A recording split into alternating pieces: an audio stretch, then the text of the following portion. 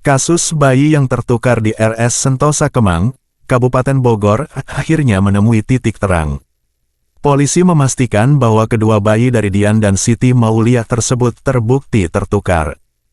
Hal ini diketahui dari hasil tes DNA yang dilakukan pada Senin, tanggal 21 Agustus tahun 2023 lalu. Sebelumnya kedua orang tua dan dua bayi tertukar sudah melakukan tes DNA di Puslap 4 Polri, Sentul, Kabupaten Bogor. Pengumuman hasil tes DNA ini dilakukan saat konferensi pers di Mako Polres Bogor, Jumat, tanggal 25 Agustus tahun 2023, malam. Sebelumnya bayi A, anak kandung dari Dian diasuh oleh Siti Mauliah. Sebaliknya bayi B, anak kandung Siti Mauliah diasuh oleh Dian. Kedua bayi itu tertukar saat Dian dan Siti Mauliah melahirkan di RS Sentosa Kemang, Kabupaten Bogor.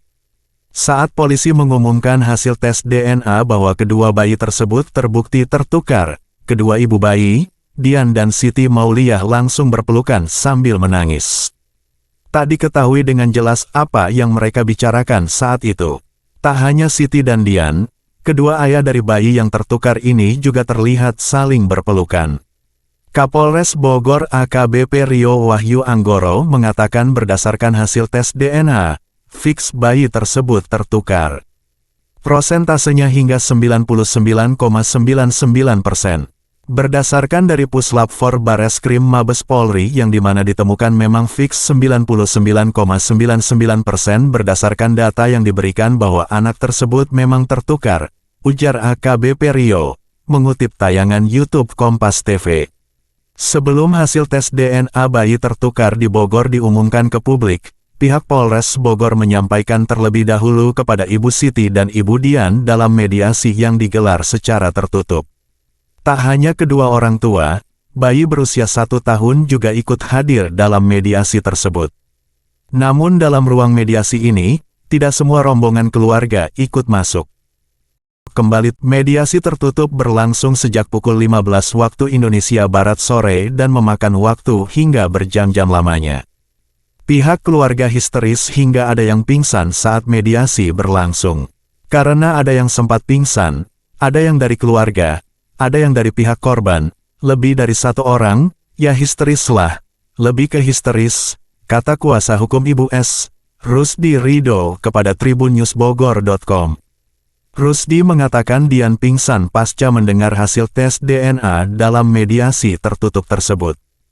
Hal itu membutuhkan proses sampai kondisi keluarga dan korban yang syok kembali tenang, kemudian mediasi berlanjut.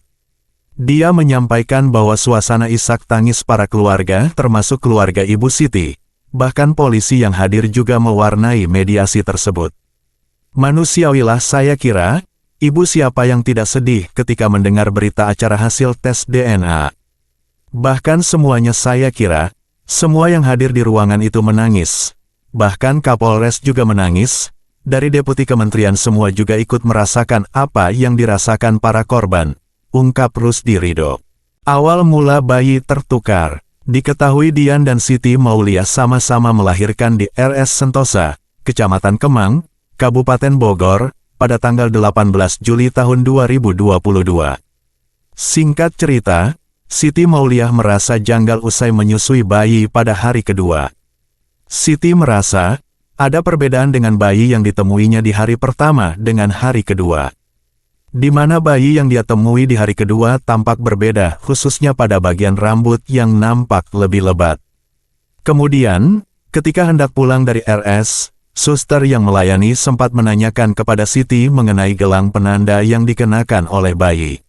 Tapi saat itu disebutkan oleh suster tersebut bahwa hanya gelang yang tertukar. Ia menjelaskan sekitar 2 bulan lalu pihaknya sudah mengadakan audiensi dengan pihak RS Sentosa beserta direkturnya. Kemudian pihak RS memberikan jawaban untuk memeriksa DNA di Jakarta. Selang 10 hari kemudian dan dikumpulkan 2 keluarga dan hasil tes DNA bahwa sampel A dan B negatif atau bukan anak biologis dari pasien A, Siti, ujar kuasa hukum Siti, Rusdi Ridho.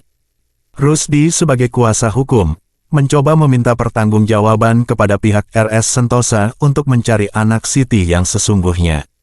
Terduga dari RS tertukar kepada gelang ada di pasien B, tapi pasien B tidak ingin melakukan tes DNA. Akhirnya kami sebagai kuasa mengambil langkah hukum membuat aduan ke unit PPA Polres Bogor, tuturnya.